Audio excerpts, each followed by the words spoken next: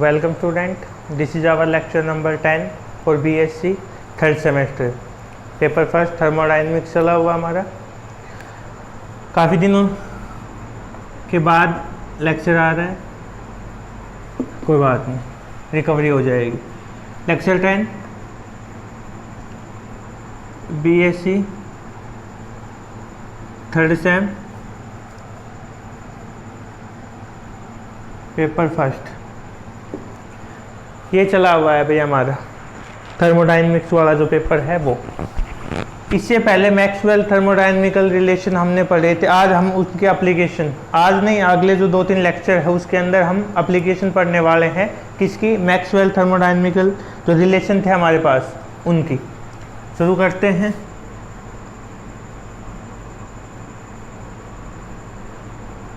Application of Maxwell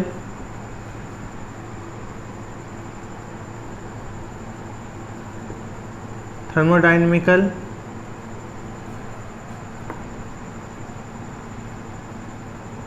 relation.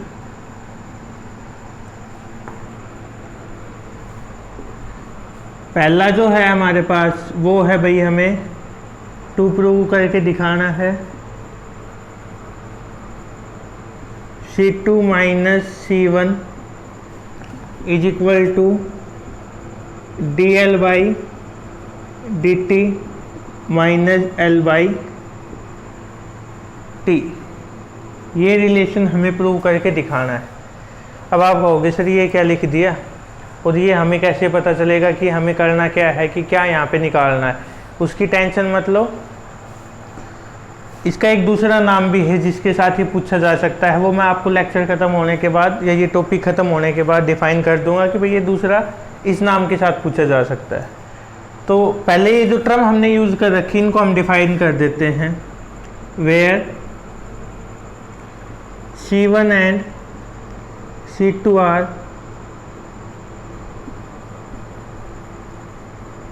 Specific heat of liquid and its vapor state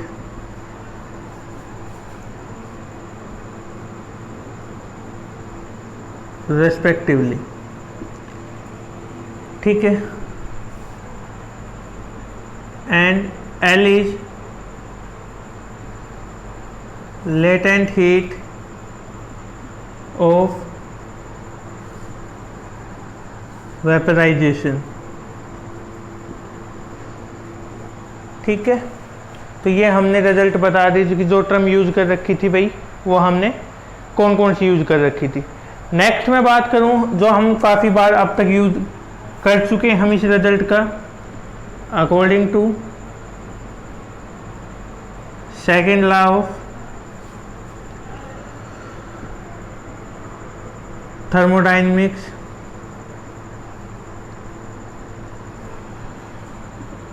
dS is equal to dQ by T। ये हमने first equation मान ली। ठीक है। According to definition latent heat होती क्या है भाई? Vaporization. Latent heat of vaporization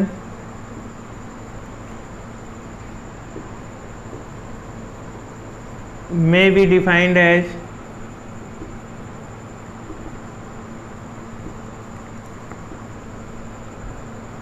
amount of heat required to change a amount of heat required to change the state of a liquid from liquid to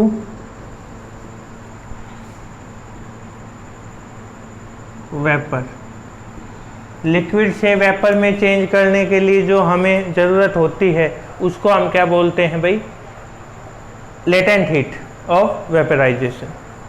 ठीक है, अब इसको हटा देते हैं, इसको भी हटा देते हैं भाई, बाद में लिख लेंगे, कोई बात नहीं। ये था, इसका मतलब क्या हुआ भाई? जो L है वो किसके इक्वल होगा? dq। dq is also a amount of heat required and it equal to latent heat, ये दोनों इक्वल है। So equation first become ds is equal to L by T. ds क्या है हमारे पास? एंट्रोपी है, चेंज इन एंट्रोपी है, means S2 upon S1 is equal to L by 2, where S1 is equal to entropy of liquid state, S2 is entropy of vapour state. ठीक है, S1 और S2 दो आ गए हमारे पास भाई। एंट्रोपी है किस किस की? ये इक्वेशन आ गई हमारे पास सेकंड, लिक्विड और वेपर स्टेट की। ठीक है,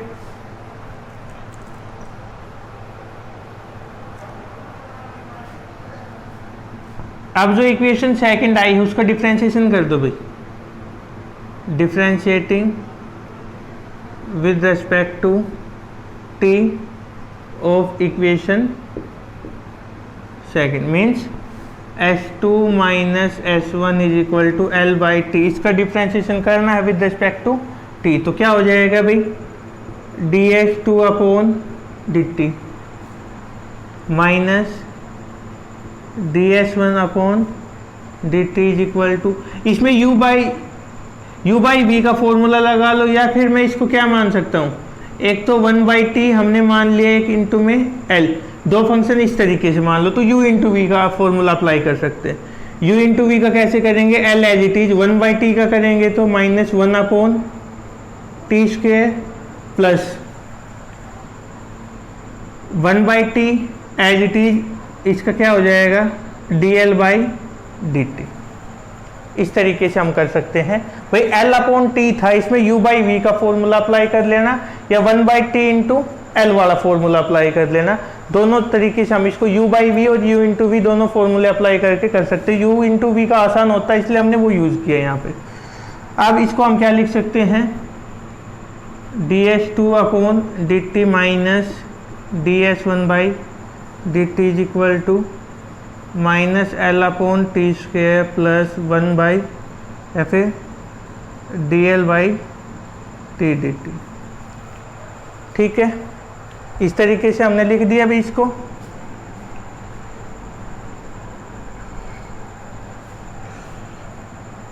अब जो ये इक्वेशन आई है इसमें एक सिंगल t है, इसको मल्टीप्लाई करवा दो इधर, या फिर आप लिख सकते हो इसको देख के भी, आपको पता है, या फिर चलो लिख ही लो।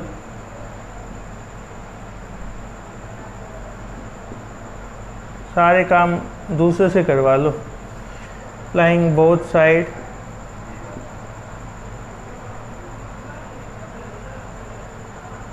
By T, T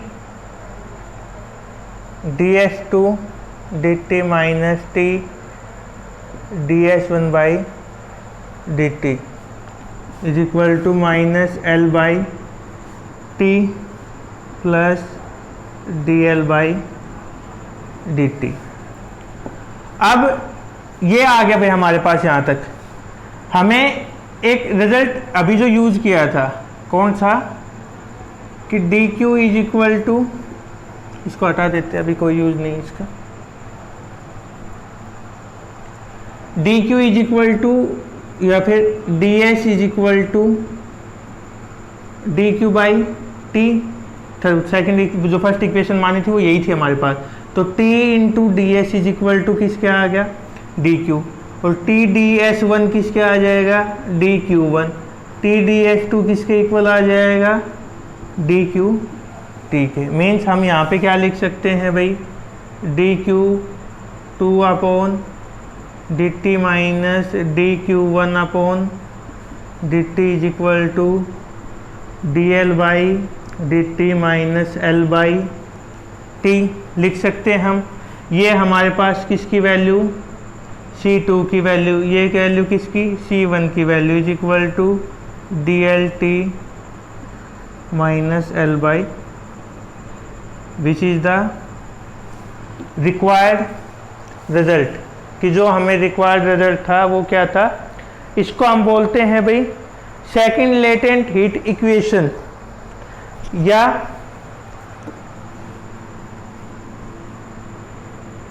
this equation is called second latent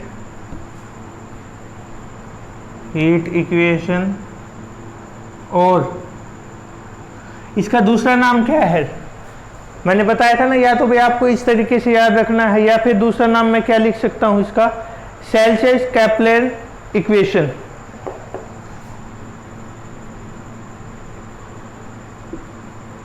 एक तो यह नाम तो आपने सुन रखा होगा पहले भी, ठीक है, नहीं आए समझ में, अब आ जाएगा।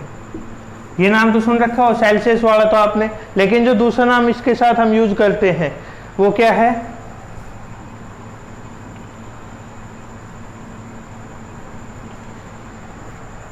ये वाला है, ठीक है।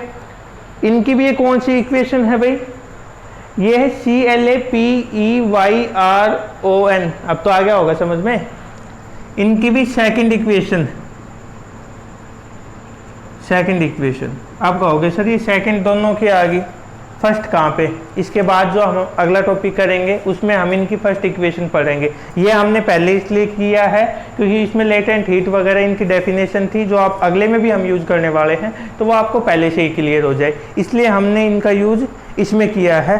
अगले में जो है वो हम डायरेक्ट फिर आपको बता सकते हैं कि किस तरीके से हमने क्या, तो ये हमने कर लिया। अब हम बात करते भाई सेकंड इक्वेशन की, या सेकंड एप्लीकेशन जो हो गए हमारे पास, उसकी हम बात करते हैं।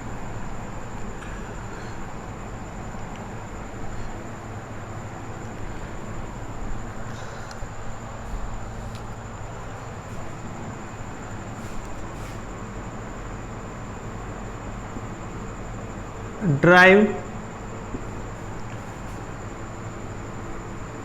सेल्सियस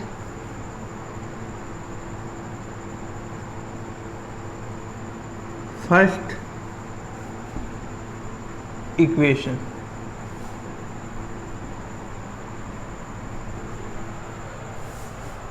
इनकी हमें भाई फर्स्ट इक्वेशन ड्रॉ करनी है, या फर्स्ट लेटेंट हीट इक्वेशन लिख लो इसको, लेटेंट हीट इक्वेशन, ठीक है। ये हमारे पास बिल्कुल सिंपल है, इसके लिए भी जो डेरिवेशन होगा वो आप आराम से कर सकते हो। अकॉर्डिंग टू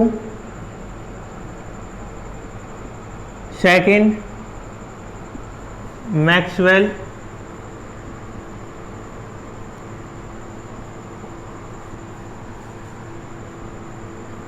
थर्मोडायनेमिकल रिलेशन,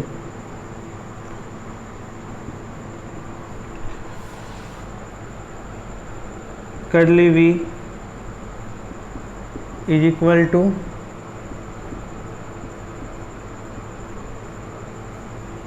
इसका मतलब क्या है भाई, जो उधर curly H by curly V लिख रखा है हमने,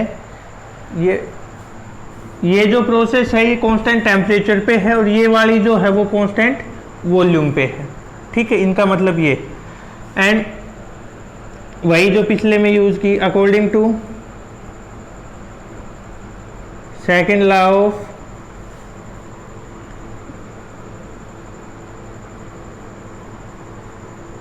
थर्मोडायनेमिक्स क्या हो जाएगा यहाँ से भाई, वैल्यू यदि हम निकालें इसकी तो वही D S is equal to D Q by T, ये मैंने फर्स्ट मान ली। पुट इन इक्वेशन फर्स्ट, तो डी एस की जगह तो डी क्या हूँ, और टी में का डिफ्रेंसिएशन नहीं हो रखा था, तो ये बाहर कि 1/t curly S by curly B, sorry Q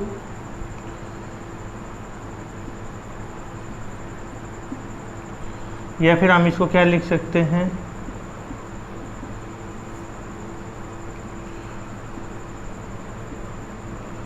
is equal to T into, ये इक्वेशन हमारे पास क्या आ गई, सेकंड। कौन सी इक्वेशन आ गई भाई, ये सेकंड। अब हमें पता है क्या कि where curly Q by curly B is amount of heat absorb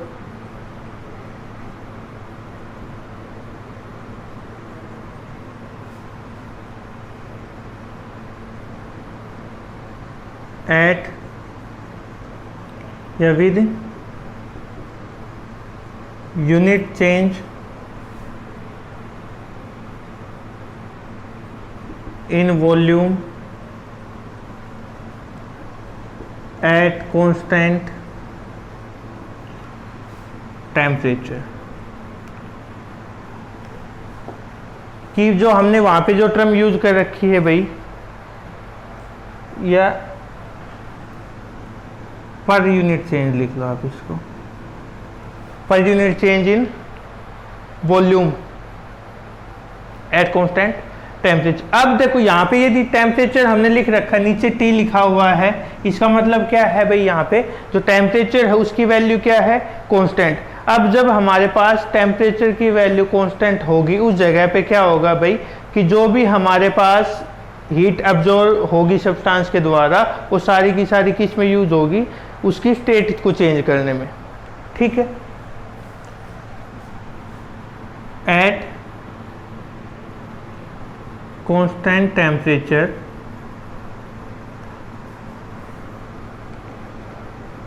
the amount of heat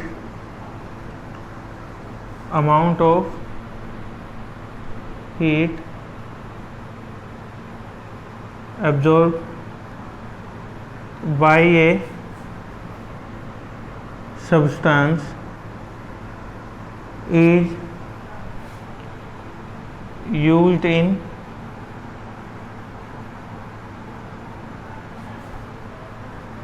changing the state of the substance. कहाँ पे यूज होगी भाई, वो स्टेट को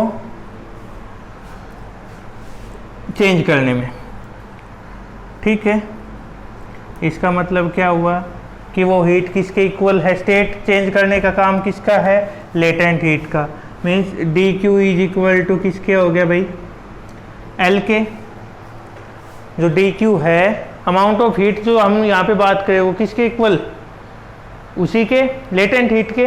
और जो चेंज इन किस में होगा, स्टेट में, तो हमारे पास वॉल्यूम में भी चेंज होगा। स्टेट में चेंज हो रहा है तो किस में चेंज होगा भाई, वॉल्यूम में। Also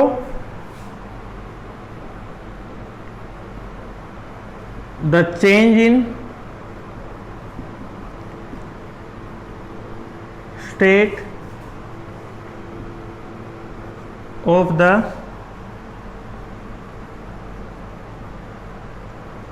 substance bring a change in volume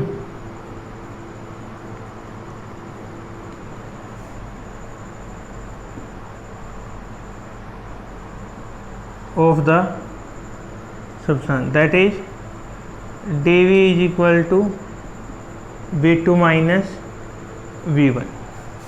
भाई वॉल्यूम जो हमने यूज कर रखा है dV, उसकी जगह पे क्या लिख दिया, V2 माइनस V1। अब जो हमारे पास इक्वेशन थी, कौन सी थी भाई, वो शायद सेकंड थी, जो भी थी लिख लेते हैं, चलो एक बार। याददाश्त कमज़ोर, बादाम खाओ बादाम। मीन्स जो हमारे पास इक्वेशन इस तरीके से आई थी भाई, D Q is equal to D V is equal to at constant temperature, इसको हमने माना था T, इस तरीके से P एट V, ये थी इक्वेशन।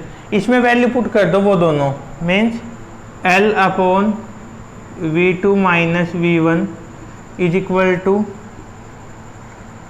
करली T V और करली P बाई